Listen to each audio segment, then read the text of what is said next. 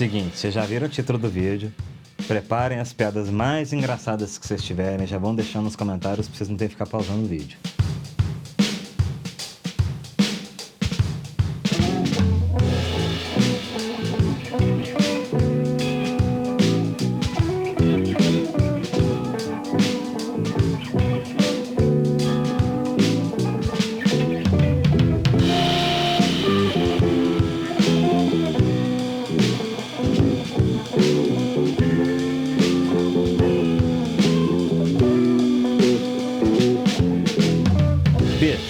A real é que baixo não precisa ser um instrumento mais difícil de ouvir nas músicas, não. Se vocês precisarem de prova disso, eu já fiz um vídeo falando sobre 5 baixistas que você precisa conhecer. O áudio do vídeo em si não tá muito legal, mas acho que vale a pena vocês abrirem o vídeo, pelo menos para pegar o link da playlist, que lá vai ter os baixistas e vocês vão entender um pouco mais do que eu vou falar nesse vídeo. Mas assim, já existem até estudos que supostamente disseram que o baixo é o instrumento mais importante na banda, né? Teve um estudo, por exemplo, que ganhou bastante mídia, explorando a percepção de ritmo dos ouvintes, dos participantes, né? E eles perceberam que, dado um ritmo que eles colocaram lá, os participantes tiveram mais facilidade em identificar que ritmo era aquele com base no baixo do que em outros instrumentos. Daí a mídia pegou e começou a falar que o baixo era o instrumento mais importante da banda.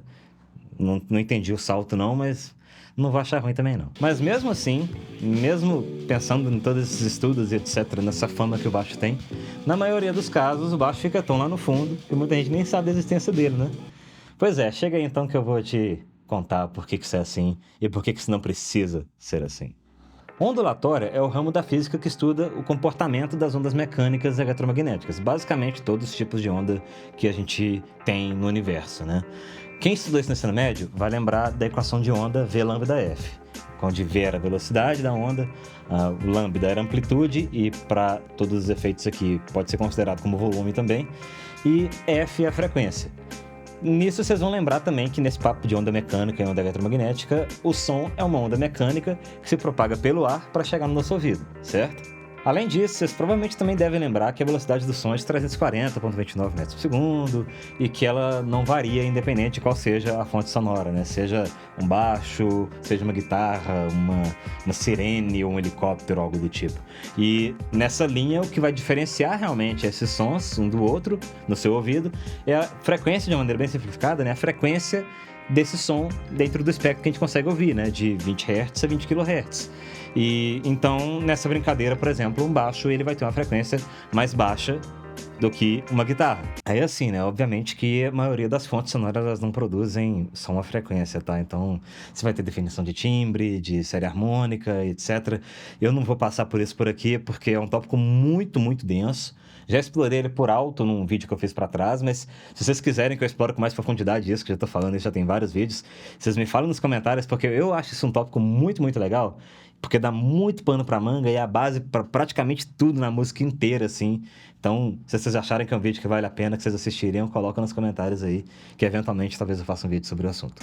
Mas enfim, se a velocidade do som é 340,29 metros por segundo e tal, e ela é constante na equação da onda, as únicas duas coisas com poder variar aqui são a amplitude e a frequência, certo? A frequência a gente sabe que é determinada pela origem do som e que ela vai de 20 Hz a 20 kHz, etc.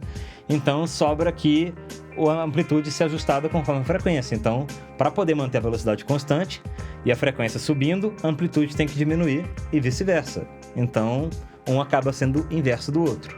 Então, se o baixo é mais grave do que a guitarra, então, portanto, ele tem uma frequência menor, uma frequência mais baixa, então a amplitude dele, portanto o volume, vai ter que ser muito maior do que a guitarra nas mesmas condições, certo? Então, guarda isso aqui pra mim. O baixo tem uma onda muito maior do que a da guitarra. Beleza? Eu já falei sobre acústica aqui no canal, mas para quem não viu os vídeos ainda, a acústica é o ramo da física em que se estuda a relação entre as ondas sonoras e os ambientes onde elas são reproduzidas, certo? E acontece que em todo ambiente fechado, vão existir algumas frequências que vão ser reproduzidas com mais intensidade do que as outras e que vão permanecer no ar por mais tempo. Esse rolê ele é ditado por várias coisas, desde as características de absorção daquele espaço, ou de difusão, de reflexão, né, de cancelamento de onda, né, formato do espaço, etc. E Para efeitos do nosso vídeo aqui, vamos falar das dimensões da sala, pensando numa sala quadrada especificamente, que é mais fácil a gente pensar aqui. Se você quiser fazer um teste, vamos fazer um experimento rápido aqui. Pega umas caixas de som que tem um som bacana, assim, que você gosta do som delas e tal, e pega esse link que eu vou colocar na descrição aqui perto do botão de curtir, de inscrever no canal e etc. E vamos fazer um teste. Você vai abrir o gerador de frequência e vai testar uma frequência mais baixa, tipo uns 300 Hz, algo do tipo assim, e você vai experimentando baixar ela pouco a pouco e vai tocando. Seus vizinhos que me perdoem, mas vai chegar uma hora que você vai encontrar uma frequência que ela vai estar um pouco mais alta do que a anterior, e aí você tenta brincar um pouco mais naquela região ali, e quando você encontrar a frequência que está no volume mais alto, você divide ela por 2. Aí você brinca um pouco mais ou menos naquela região ali de novo, e se você achar que precisa de novo, divide por 2 e faz a mesma coisa, divide por 2 e por aí vai. Eventualmente você vai encontrar o valor da frequência de ressonância da sua sala, que é um valor em que o volume ele vai ficar cada vez mais alto conforme você for reproduzindo ele, e ele vai permanecer no ar por mais um tempo mesmo depois que você pausar. A minha aqui, por exemplo, ela tá na faixa de acho que 61 Hz, se eu não me engano. O rolê é que quanto menores forem essas dimensões dessa sala, quanto menor for a sala, mais alta vai ser essa frequência de ressonância e mais difícil vai ser lidar com ela. Assim, você já deve ter notado que não é uma frequência muito boa para você conviver com ela, e o único jeito de você conseguir driblar a frequência de ressonância é tendo uma sala de um tamanho grande o suficiente para que essa frequência de ressonância esteja numa região que possa ser tratada acusticamente. E o pulo do gato é que nessa relação de tamanho de sala e frequência de ressonância, etc., essa frequência ela vai sempre estar na região dos graves, na região do baixo.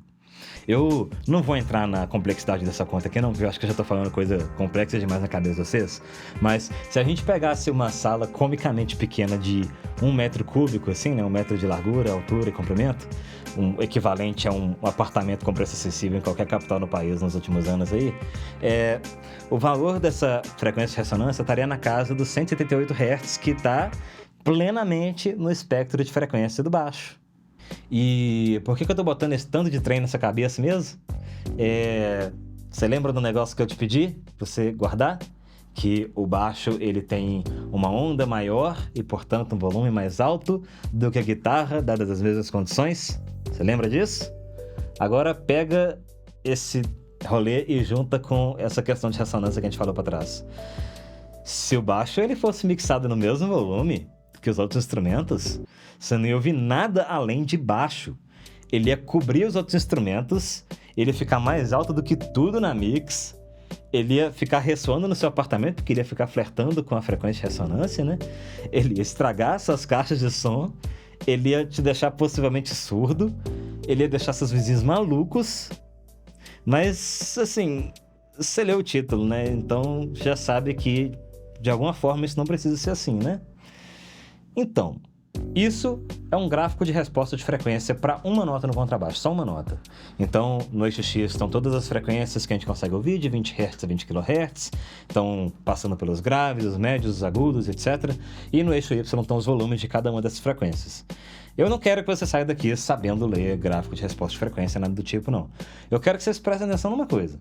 O baixo aqui, embora tenha tocado só uma nota, ele não reproduziu só uma frequência.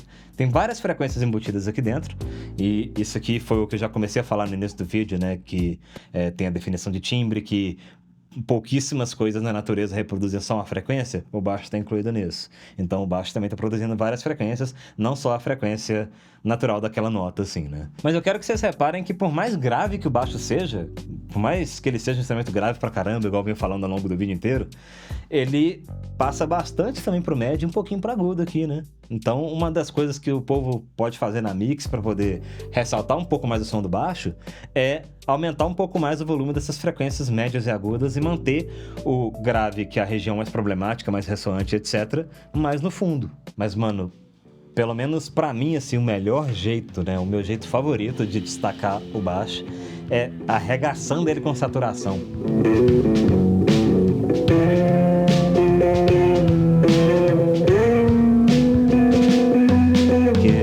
Primeiro que isso já faz automaticamente o papel de aumentar as frequências médias e agudas e tal, e deixar a frequência mais grave, que é a ressoante, etc., com volume um pouco mais baixo.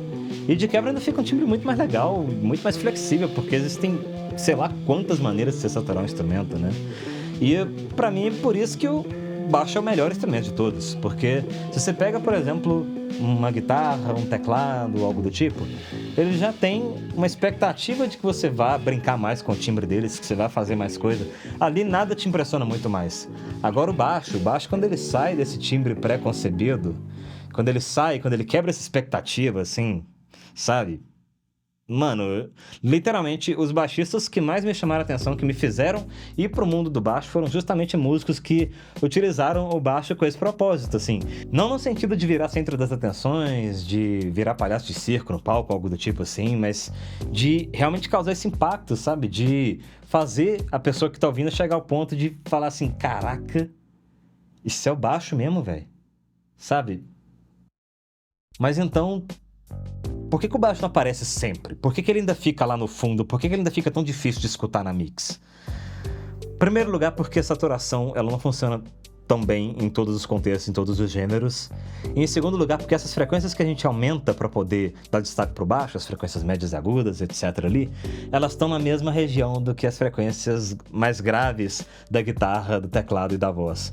Então, se um membro de banda ele não for muito deliberado com essa escolha do timbre dele, ou então se o engenheiro de mix ele não tiver assim, isso em mente na hora de colocar os instrumentos, né, na mix, na hora de distribuir as frequências para cada um dos instrumentos, o resultado vai ser uma mix muito embolada que vai ficar sem definição dos instrumentos que teoricamente são mais importantes melodicamente. Então, acho que é isso. Se você curtiu, deixa a curtida. Se você não curtiu, a culpa é do Wilson. Eu vou sair fora porque essa luz aqui tá esquentando pra caramba. Tchau pra vocês.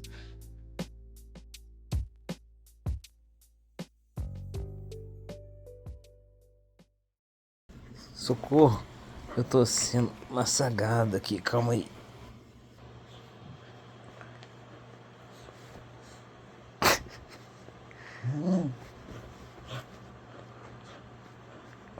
Eu morde forte pra caralho, velho. Coé. Coé. Coé, coé. Olha esses dentão dele, se liga.